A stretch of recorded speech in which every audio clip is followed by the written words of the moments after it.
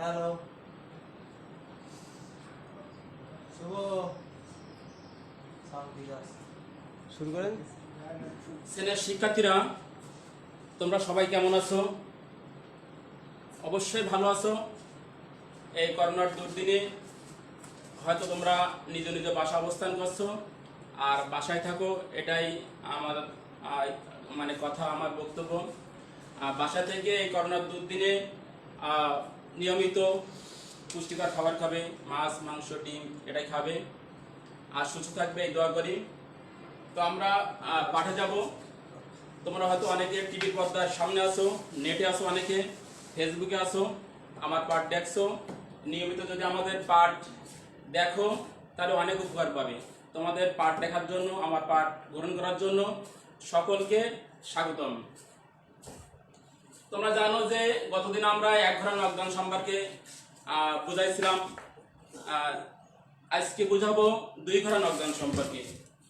আমরা একটু, তোমরা যারা সামনে টিভির পর্দার সামনে আছো, বই খাতা কলম সামনে রাখো। আমি কথা বলবো, সাথে সাথে লিখে রাখবে। আজ বুঝাবো দুই ঘোড়া নকদান সম্পর্কে। গতদিন বুঝিয়েছিলাম এক ঘোড়া নকদান। এক ঘোড়া নকদান আরেকটু আমি ফিডব্যাক দেই, মানে ব্যাকে ফিরে আসি। এক ঘোড়া নকদান বইতে শুধুমাত্র নগদ প্রাপ্তি এবং নগদ পরিশোধ সংক্রান্ত লেনদেন লিপিবদ্ধ হয় এক ঘোড়া নকদান বইতে। আজ বুঝাবো দুই ঘোড়া নকদান বই। শুধু নগদের পাশাপাশি ব্যাংকের মাধ্যমে যদি লেনদেন হয় তাহলে যে নকদান বইতে অন্তর্ভুক্ত হয় সেই নকদান বইকে বলা হয় দুই ঘোড়া নকদান বই। আমি আবার বলছি, নগদের পাশাপাশি ব্যাংক সংক্রান্ত লেনদেন যে নকদান বইতে অন্তর্ভুক্ত হয় সেই নকদান বইকে কি বলে? দুই ঘোড়া নকদান বই বলে, তাই না? আমরা দুই ঘোড়া নকদান বই সম্পর্কে বিস্তারিত জানবো। তোমরা নিয়মিত ক্লাস করবে, তার আশা রাখি অনেক উপকার পাবে। এবং নকদান বই হচ্ছে এমন একটি বই যে বইটা যে কোনো পরীক্ষায়, এই অঙ্ক যে কোনো পরীক্ষায় 9 ক্লাস 10, তারপরে প্রি টেস্ট, টেস্ট ফাইনাল, পরে এসএসসি ফাইনাল, সব পরীক্ষায় নকদান বই আসে। সেহেতু এই নকদান বই গুরুত্বপূর্ণ একটি বই। আমরা আজ বুঝাবো কি দুই ঘোড়া নকদান বই। দেখো, দুই ঘোড়া নকদান বই আমি আগে বলছি, দুই ঘোড়া নকদান বই তোমরা মনে মনে একটু বলার চেষ্টা করো। দুই ঘোড়া নকদান বই কাকে বলে বলতে পারো? তোমরা সামনে বলবে, আমার হয়তো আমার সামনে নাই, তোমরা বাসায় আছো, টিভির পর্দার সামনে আছো, নেটে আছো, মনে মনে অ্যান্সার করার চেষ্টা করবে। আর যখন নোট বলবো মাঝে মাঝে কি খাতায় লিখে নেবে, ছোট ছোট নোট লিখে নেবে, তাহলে সুবিধা হবে তোমাদের। আমার সাথে সাথে উত্তর দেওয়ার চেষ্টা করবে। তোমরা জানো আমি একটু ভিন্ন আঙ্গিকে ক্লাস নেওয়ার চেষ্টা করি। দুই ঘোড়া নকদান বই, যে নকদান বইতে নগদ এবং ব্যাংক সংক্রান্ত লেনদেন লিপিবদ্ধ হয় সেই নকদান বইকে দুই ঘোড়া নকদান বই বলে। ঠিক আছে? দেখো, আমি খাতায় লিখে নাও, আমি তোমাদের জন্য একটা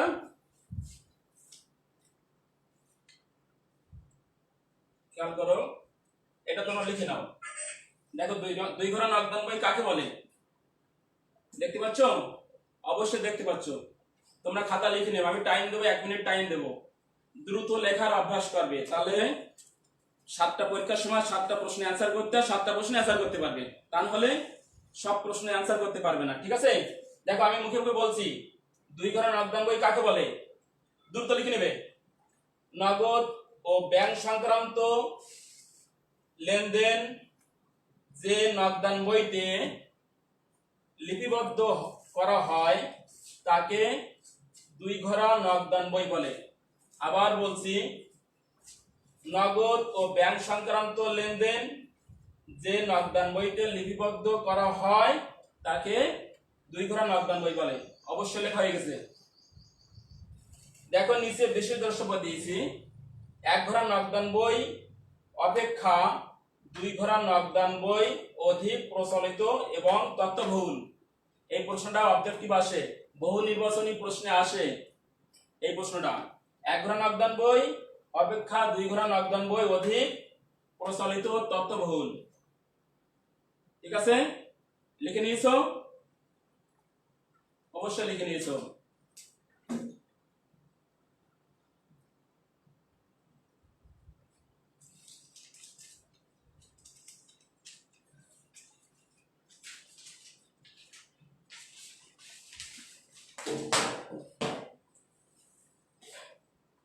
দেখো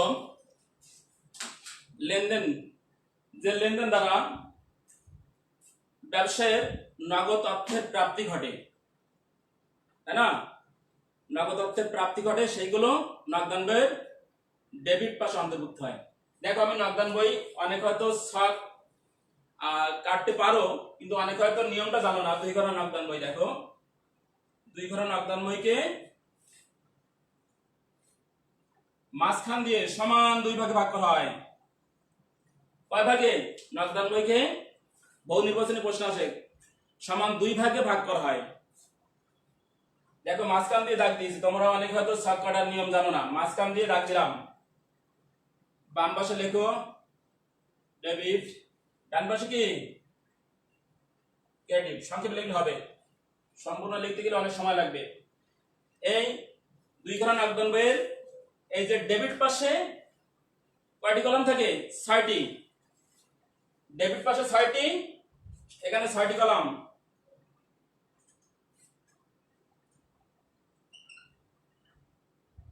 আর ক্রেডিট পাশে এ পাশে 6টি, এ পাশে 6টি কলাম থাকে। মোট কয়টি কলাম? 12টি কলাম থাকে। ঠিক আছে, এখন কয়টি কলাম? 12টি কলাম থাকে। বাম পাশে ডেবিট পাশে 6টি আর ক্রেডিট পাশে 6টি, মোট 12টি কলাম থাকে। বহু নির্বাচনী প্রশ্নে আসে। এখন ছক কাটার নিয়মটা দেখো, ডান পাশটি কাটবে, স্কেল দিয়ে হাত দিয়ে কাটবে না। ডান পাশটিকে ক্রেডিট পাশে 2টি টাকার ঘর, একটা টাকার ঘর দিলাম, 2টা টাকার ঘর দিলাম। আমি যেভাবে কাটছি এইভাবে কাটবে। তারপরে খতিয়ান পৃষ্ঠা আছে, ভাউচার নাম্বার আছে, তারপরে তারিখ। কয়টা হলো? 6টা কলাম হলো। ঠিক তদ্রুপ বাম পাশেও 6টি কলাম আছে। আমি যেভাবে কাটছি এইভাবে কাটবা। ডান পাশে টাকার ঘর, 1টি টাকার ঘর, 2টি টাকার ঘর, খতিয়ান পৃষ্ঠা, ভাউচার নাম্বার আর তারিখ। কয়টা হলো? 12টি কলাম হলো। আমি যেভাবে কাটছি এইভাবে কাটার চেষ্টা করবে, তাহলে দ্রুত মানে আসতে পারবে। তারিখ, তারপরে প্রাপ্তি, এখানে ভাউচার নাম্বার আছে, খতিয়ান পৃষ্ঠা, তারপরে নগদ টাকা, ব্যাংক টাকা আছে, তারিখ প্রদান, খতিয়ান পৃষ্ঠা, ভাউচার নাম্বার, খতিয়ান পৃষ্ঠা, নগদ টাকা,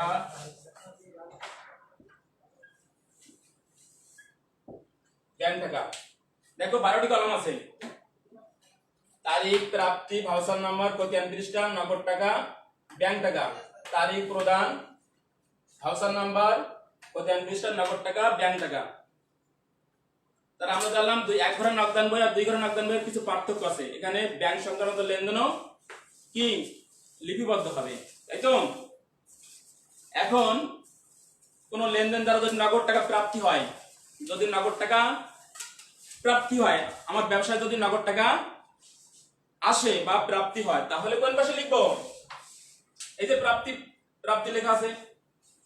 এবার নগদ টাকা যদি আমার ব্যবসা থেকে বা আমার কি কারবার থেকে যদি চলে যায়, তাহলে কোন পাশে লিখবো? প্রদান পাশে। যদি প্রদান হয়, প্রাপ্তি প্রদান। নগদ টাকা আসলে প্রাপ্তি পাশে, নগদ টাকা চলে গেলে প্রদান পাশে। আবার যদি ব্যবসায়ের ব্যাংকে জমাকৃত অর্থ বৃদ্ধি পায়, আমার ব্যবসায়ের লেনদেন হয় কি ব্যাংকের মাধ্যমে লেনদেন হয়। এখন ব্যাংকে আমার টাকা গচ্ছিত থাকে, ব্যবসায়ের টাকা ব্যাংকে জমা রাখা হয়। এই ব্যাংকে যদি টাকা জমা কিন্তু টাকা বৃদ্ধি পায়, তাহলে কোন পাশে লিখবো? যদি টাকা নগদটা বৃদ্ধি পায়, তাহলে এই প্রাপ্তি পাশে। আর নগদ টাকা যদি প্রাপ্তি পাশে, এখানে ব্যাংকের ঘর আছে, ব্যাংকের ঘর, আর আগেরটা নগদের ঘরে। ডেবিট পাশে ব্যাংকের ঘরে লিখবো। আর যদি আমার কি ব্যাংকে জমাকৃত অর্থ হ্রাস পায়, চলে যায়, তাহলে ক্রেডিট পাশে, এই যে ক্রেডিট পাশে ব্যাংকের ঘরে লিখবো। দেখছো, ক্রেডিট পাশে ব্যাংকের ঘরে। আবার বলছি, ব্যবসায় যদি নগদটা বৃদ্ধি পায় তাহলে ডেবিট পাশে, খেয়াল করো, নগদ টাকার ঘরে। আর যদি টাকা চলে যায় ক্রেডিট পাশে নগদ ঘরে লিপিবদ্ধ হবে। এবং যদি ব্যবসায়ের ব্যাংকে জমাকৃত অর্থ বৃদ্ধি পায় তাহলে ডেবিট পাশে ব্যাংকের কলামে লিখব। আর যদি জমাকৃত অর্থ হ্রাস পায় তাহলে ক্রেডিট পাশে ব্যাংকের ঘরে লিখব। ঠিক আছে, তোমরা লিখে নাও খাতায়।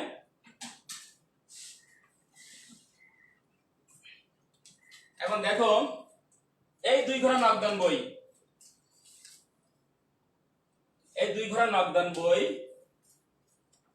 2টা কলম আছে, টাকার ঘর, টাকার 2টা আছে, একটা নগদ কলম আছে, আবার ব্যাংক কলম আছে।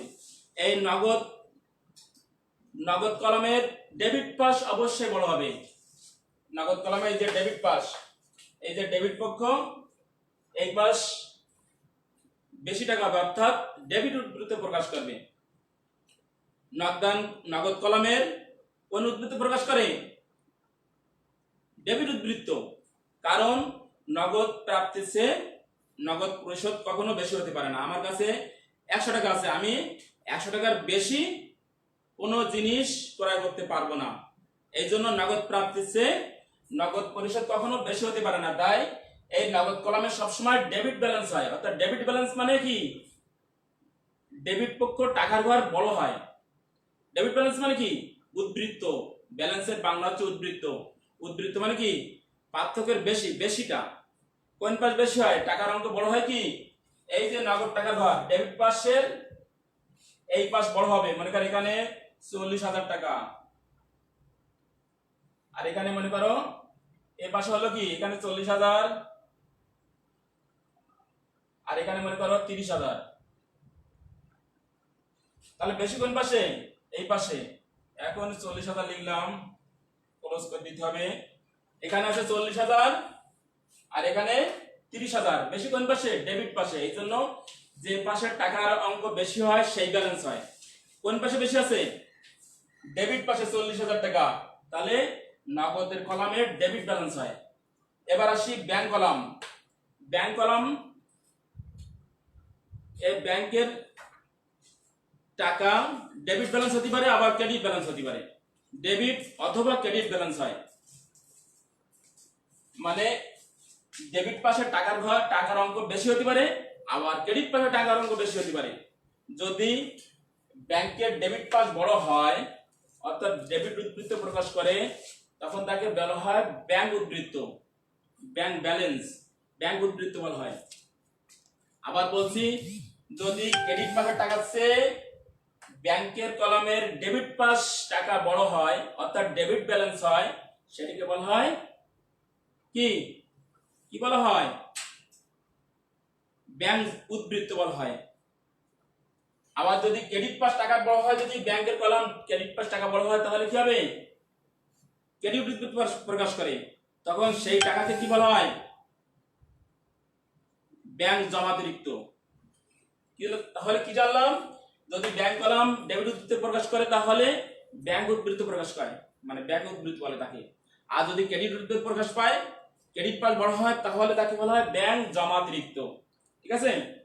তাহলে এই 2 ঘর নগদান বই আমরা কিছু জানলাম। 2 ঘর নগদান বইয়ের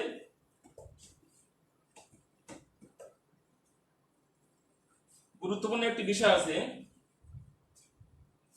2 ঘর নগদান বই গুরুত্বপূর্ণ একটা বিষয়, সেটা হচ্ছে কন্ট্রান্টি। খেয়াল করো, যেটা 1 ঘর নগদান বইতে নাই, কন্ট্রান্টি।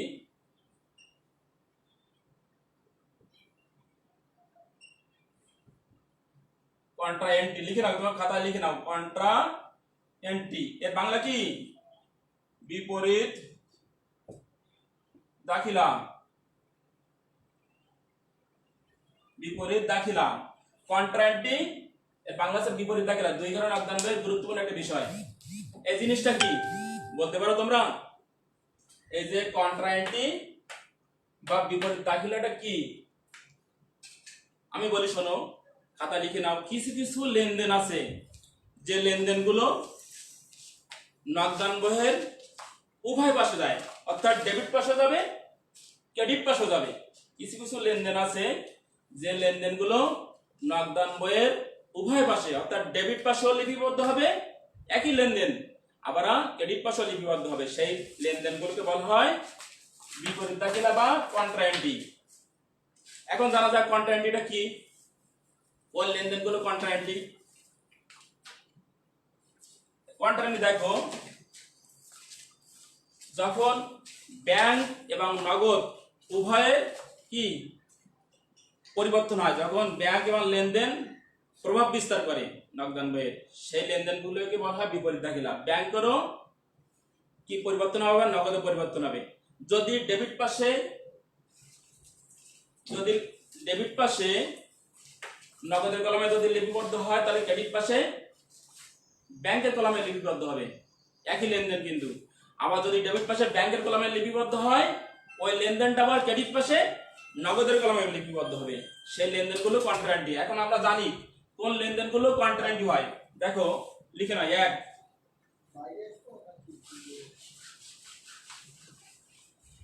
এক লিখে নাও।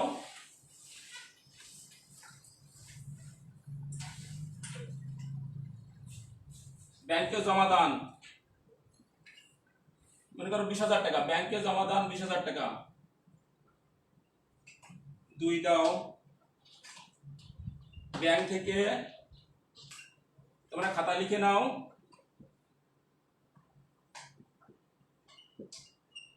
ব্যাংক থেকে উত্তোলন 30,000 টাকা। 3 নাম্বার দে, ব্যাংকে হিসাব খোলা হলো, ব্যাংকে হিসাব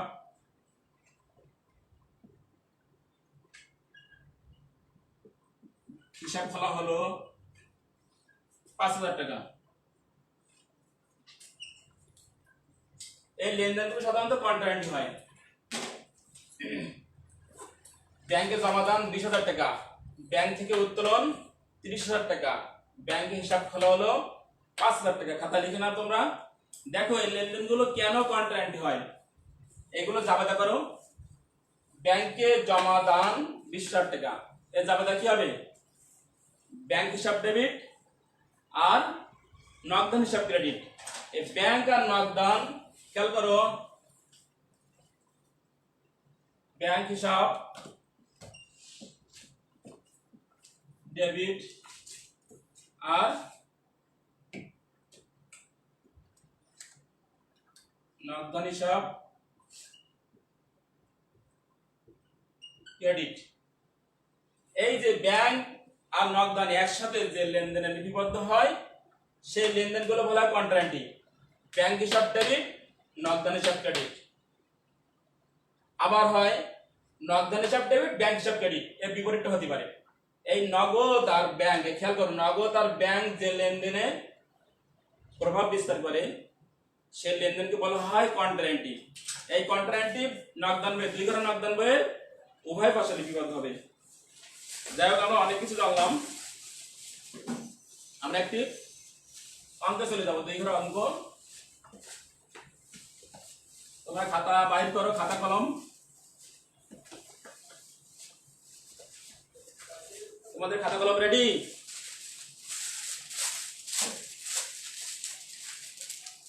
খাতা বাইর করো।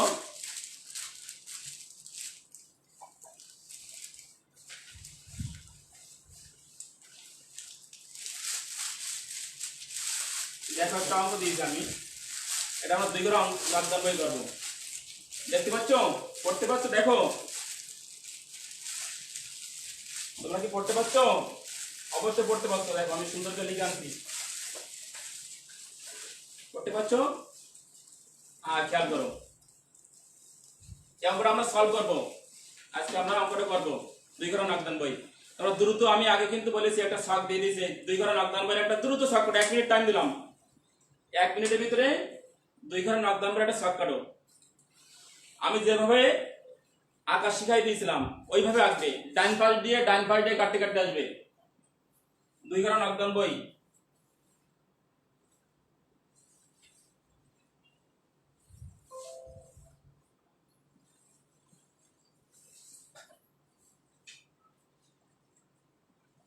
তোমার শক কাটো, মাঝখান দিয়ে দাগ দেবে, ঠিক মাঝখান দিয়ে। নকদান বই ঠিক টি ছকের মতো, টির মতো দেখতে, এই জন্য নাম হয়েছে টি ছক। এটা বহু নির্বাচনী প্রশ্ন আসে। তাহলে নকদান বইকে কিন্তু টি ছক কার অনুরূপ? টির মতো দেখতে বলে একে বলে টি ছকের মতো আর কি। মিল আছে দেখো, মাঝখানে দাগ দিয়ে দ্রুত ছক কাটো। ডান পাশে দুটো টাকার ঘর হবে, একটা নগদে টাকার ঘর, একটি ব্যাংকে টাকার ঘর, আর খতিয়ান পৃষ্ঠা আছে, ভাউচার নাম্বার আছে, আর তারিখ আছে। এই যে আবার ঠিক তদ্রুপ বাম পাশে ডেবিট পাশে দুই টাকার ঘর, খতিয়ান পৃষ্ঠা আছে, ভাউচার নাম্বার আছে, আর আছে কি তারিখ। উপরে ডেবিট লেখো, এখানে ক্রেডিট। কার? 2020 সালের এপ্রিল মাসে সন্ধ্যা স্টোরের লেনদেনগুলো ছিল নিম্নরূপ। কার নকদান? কার নকদান বই? সন্ধ্যা স্টোর। এখন উপরে লিখবে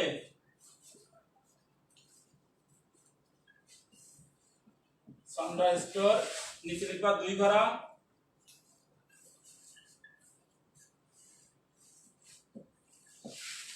নকদান বই। 2 ঘরা নকদান বই লেখো, সন্ধ্যা স্টোর 2 ঘরা নকদান বই। নিশ্চয় ছক হয়ে গেছে। আমরা এই অঙ্কটা সলভ করব। দেখো এপ্রিল 1 কি আছে? নগদ ও ব্যাংক উদ্বৃত্ত যথাক্রমে 70,000 টাকা এবং 50,000 টাকা। নগদ ও ব্যাংক উদ্বৃত্ত কত? যথাক্রমে 70,000 টাকা আর ব্যাংক 50,000 টাকা আছে। অর্থাৎ এটা চলছে এপ্রিল মাস। আমরা মার্চ মাসে কিছু নগদ উদ্বৃত্ত আর ব্যাংক উদ্বৃত্ত ছিল, সেটা আবার এপ্রিল মাসের 1 তারিখে ওইটা আবার কি ব্যালেন্স বিডি হিসেবে আমরা অন্তর্ভুক্ত করব। প্রারম্ভিক উদ্বৃত্ত আছে এপ্রিল মাসে, আমরা আবার কি করব? এখানে ব্যালেন্স বিডি হিসেবে অন্তর্ভুক্ত করব। আমরা আগে শিখছিলাম 2020 দাও, মার্চ কত? 1, ব্যালেন্স এখানে লেখো ব্যালেন্স বিডি কত টাকা আছে? 70,000 টাকা আছে। আর আছে কত? 50,000 টাকা আছে। 70,000 আর 50,000 টাকা। ব্যালেন্স বিডি লেখো, 70,000 আর 50,000 লেখো। লিখছো? বোর্ড ছোট একটু লিখতে সমস্যা আছে, হিসাব বিজ্ঞানের অঙ্ক অনেকটা বড় স্পেস লাগে। ব্যালেন্স বিডি লিখছি 70,000 টাকা, 50,000 টাকা। 1 তারিখ ব্যালেন্স বিডি 70,000 টাকা এবং ব্যাংকের ঘরে আছে 50,000 টাকা। নগদের ঘরে 70,000 টাকা, ব্যাংকের ঘরে 50,000 টাকা। এখন নগদ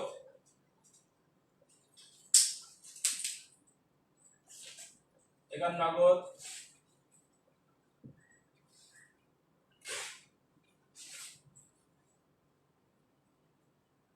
প্রাপ্তি, এখানে কি প্রদান লিখছো? দেখো 5 তারিখ আছে, মাল বিক্রয় 15,000 টাকা। এখানে টাকা প্রাপ্তি হচ্ছে না প্রদান হচ্ছে? প্রাপ্তি। মাল বিক্রয় 15,000 টাকা, এখানে টাকা প্রাপ্তি হচ্ছে, অবশ্যই ডেবিট পাশে।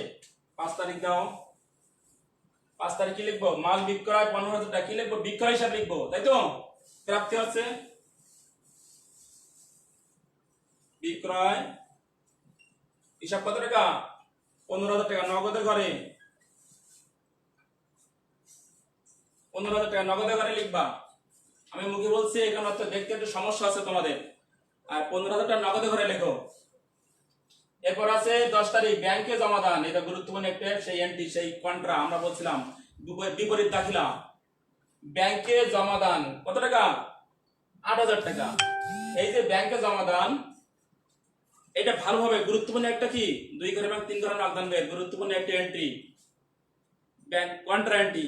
এটা কিভাবে লিপিবদ্ধ করতে হয় যারা দশম শ্রেণী তারা অনেকটা জানো, যারা নবম শ্রেণীতে আছো তাদের একটু সমস্যা হবে।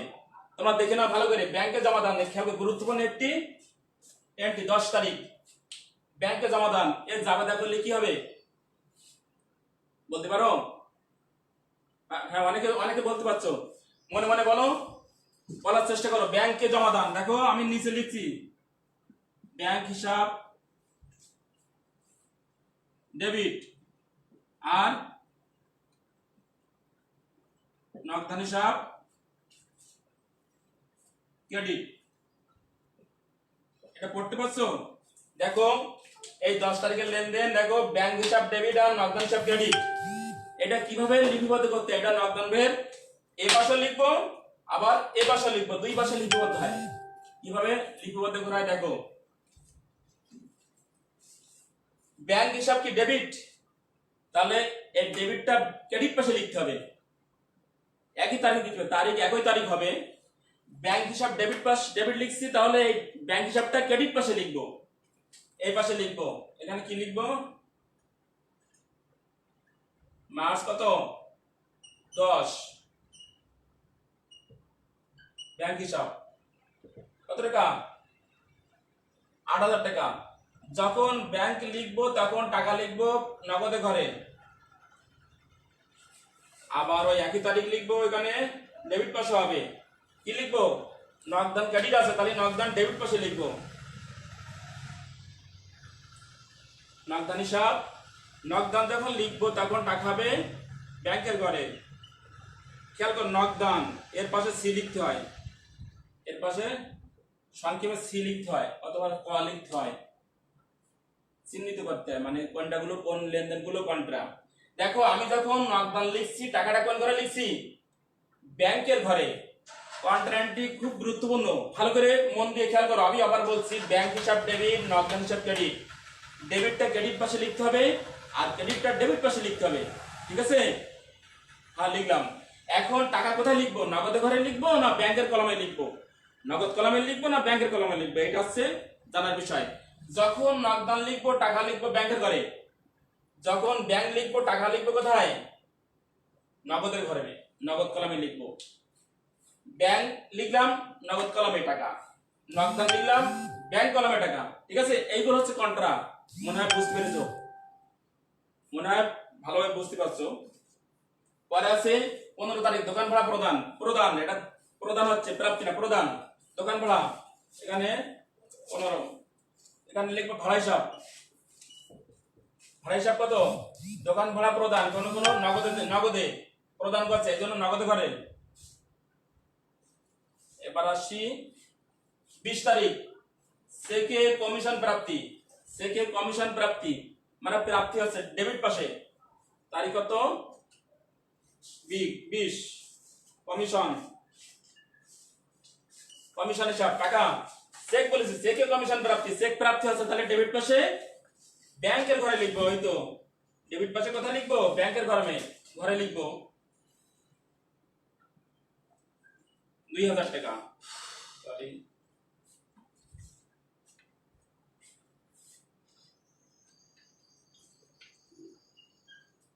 2,000 টাকা কমিশন হিসাব। এরপর আছে চেয়ার টেবিল ক্রয়, 25 তারিখ আছে চেয়ার টেবিল ক্রয় 10,000 টাকা। চেয়ার টেবিলটা কি জিনিস, চেয়ার টেবিলটা হচ্ছে আসবাবপত্র। চেয়ার টেবিল ক্রয় করলে কি টাকা প্রাপ্তি হয় না পরিশোধ হয়, প্রদান হয়, অবশ্যই প্রদান হয়। তাহলে কোন পাশে লিখবো, ক্রেডিট পাশে প্রদান সাইডে চেয়ার টেবিল আছে, তাহলে 25 তারিখ চেয়ার টেবিল আছে আসবাবপত্র হিসাব, এখানে লিখবো আসবাবপত্র হিসাব। আসবাবপত্র কত টাকা আছে 10,000 টাকা, এখানে কোনো চেকের কথা উল্লেখ নাই, অর্থাৎ নগদে পরিশোধ আছে 10,000 টাকা। লাস্টে আছে দেখো 30 তারিখ, ব্যাংক সুদ ধার্য করলো 1,000 টাকা। ব্যাংক সুদ ধার্য করলো মানে কি, ব্যাংক আমরা টাকা জমা রাখলে কি বছরে 2বার টাকা কর্তন করে, জুনে এবং ডিসেম্বরে 2বার ব্যাংক আমাদের জমাকৃত টাকাতে কিছু টাকা ওদের অফিসিয়াল কিছু খরচ আছে, ব্যাংকের ও টাকাটা কেটে নেয়, এটা হচ্ছে ব্যাংক চার্জ। এটা হচ্ছে অবশ্যই ক্রেডিট পাশে বসবে, যাবে হচ্ছে ব্যাংক চার্জ ডেবিট আর ব্যাংক ক্রেডিট, এই জন্য ক্রেডিট পাশে প্রদান। 30 তারিখ ব্যাংক সুদ, এটা ব্যাংকের ঘরে বসবে 1,000 টাকা ব্যাংকে ওরা দাও। এখন দেখো যোগ করে দেখো, আমরা যোগ করব অঙ্ক শেষের পথে।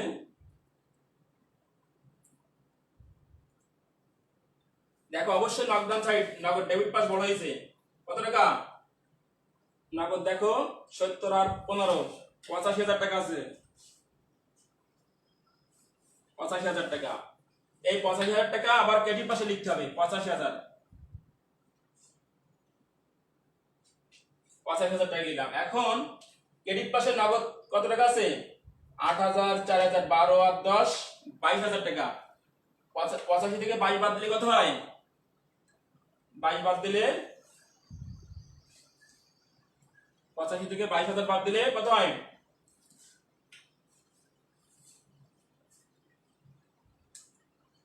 63,000, মানে 63,000। এখন এইটা ওই মাসের শেষ তারিখ মার্চ 31 মার্চ 31 ব্যালেন্স সিডি 63,000 টাকা। আবার ব্যাংকে টাকা কত হচ্ছে? 50,000 টাকা, 8,000 টাকা, 2,000 টাকা, কত? 60,000 টাকা। সম্মত 60,000 দেখো, 50, 58 আর 2 60,000। এখানে বলে বাম পাশে লেখো, আবার ডান পাশে লেখো 60,000। ডান পাশে আছে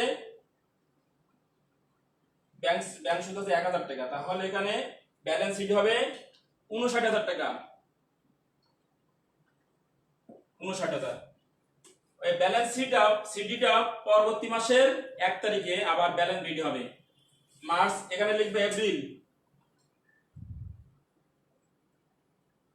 এপ্রিল একই আছে ব্যালেন্স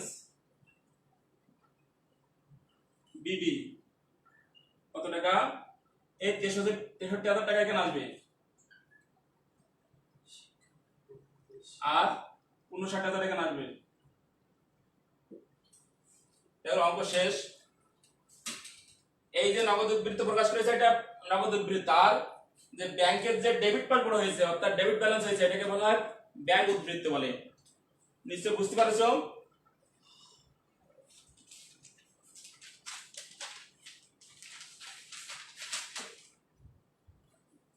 মুছে দিলাম, তোমাদের মনে হয় লেখা হয়েছে।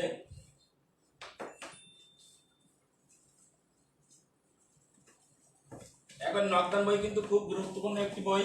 এই অঙ্ক কিন্তু ক্লাস 9 আসে, আবার কি 10-এও কিন্তু এই নকদান বইটা আসে, গুরুত্বপূর্ণ। এই জন্য এই বইটা ভালো করে, অঙ্কটা ভালো করে তোমরা কি জানবে। এখন তোমাদের একটু বলি নকদান বই। তাহলে 2 ঘর নকদান বই জানলাম আমরা একটু। সেই পূর্বের কথা চলে আসি। 2 ঘর নকদান বইয়ের ডেবিট পাশে 2 টাকার ঘর থাকে, ক্রেডিট পাশে 2 টাকার ঘর থাকে। এবং নকদান বইয়ের গুরুত্বপূর্ণ একটা বিষয় আছে বিপরীত দাখিলা, কন্ট্রা এন্ট্রি। এই এন্ট্রিটা যদি ভালোভাবে জানো তাহলে কিন্তু নকদান বইটা ভালো পারা যাবে। 1 ঘর নকদান বই আর 2 ঘর নকদান বইয়ের কিছুটা পার্থক্য, সেই পার্থক্য তোমরা এখন জানতে পারছো, তাই না? জানছো না? কি শেষ করে দিব? শেষ করে দিব নাকি, না বাড়ির একটা কাজ ছুড়ে দিব? অবশ্যই বাড়ির একটা কাজ দিলাম তোমাদের।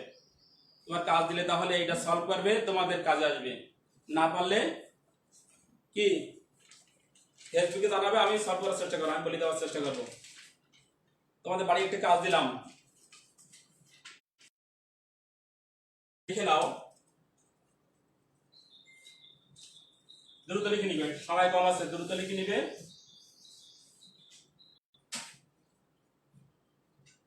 দেখতে পাচ্ছ বাড়ির কাজ? দেখো, দ্রুত লেখার চেষ্টা করো, 3 মিনিট টাইম আছে। 2020 সালের মার্চ মাসে রিমঝিম স্টোরের লেনদেন ছিল নিম্নরূপ। দ্রুত লেখো।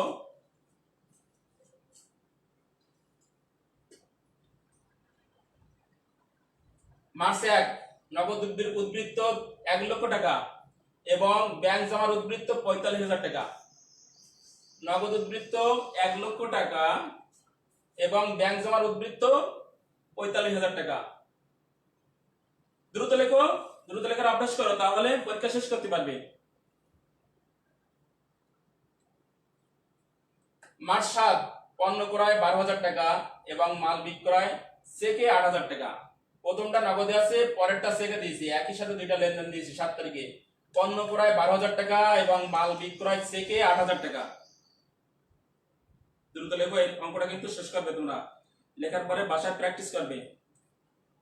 10 তারিখ ব্যাংক থেকে উত্তোলন কন্ট্রা এন্ট্রি, কিন্তু ব্যাংক থেকে উত্তোলন বলে দিলাম, একটা এন্ট্রি বলে দিলাম। ব্যাংক থেকে উত্তোলন 10,000 টাকা, দ্রুত লেখো।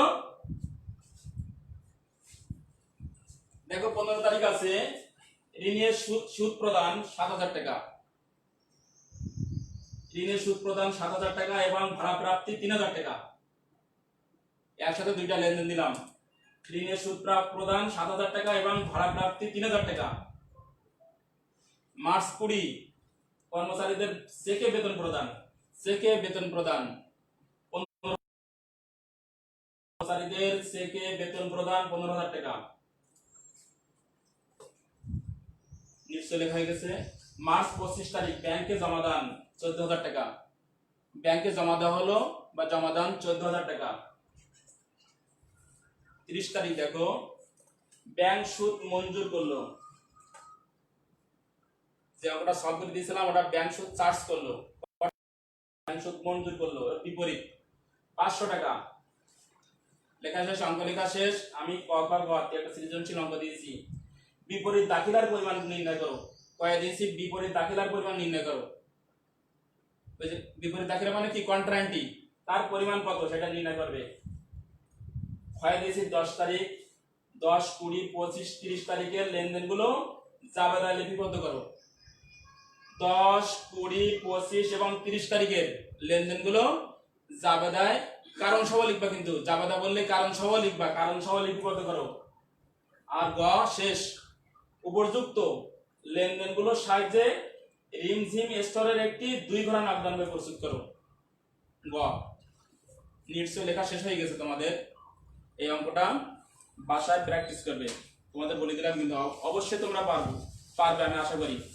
তো লেখা হয়ে গেছে না? অবশ্যই লেখা হয়ে গেছে। তোমরা ভালো থেকো, নিয়মিত আমাদের ক্লাস গ্রহণ করো, টিভির পর্দার সামনে বসো।